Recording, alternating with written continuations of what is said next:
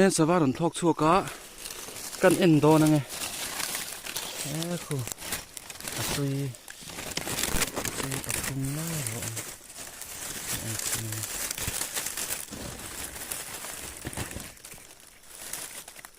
một thể mà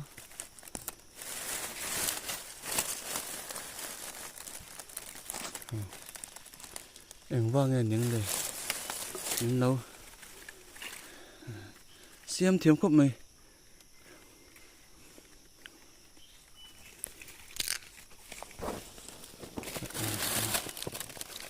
khổ lại khổ bị bắt thùng lái ở mình làm nói lẻ anh nhá em va tặc miếng mà xem thiếm tặc miếng mà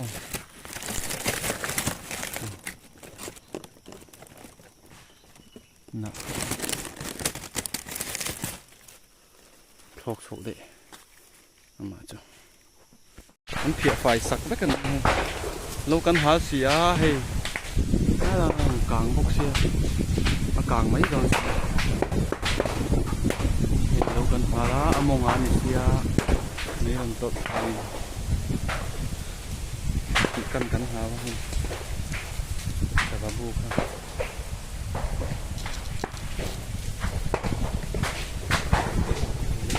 anh sạch hiếm rồi tuy cục không mỏng vậy ạ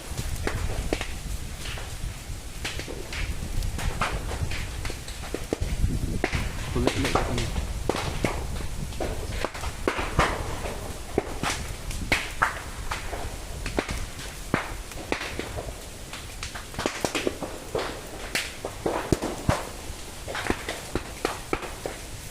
นี่กลุ่มกันหากันเตียงเฮียนี่ที่ถาเสจนี่กลางทุ่งก็ต้อง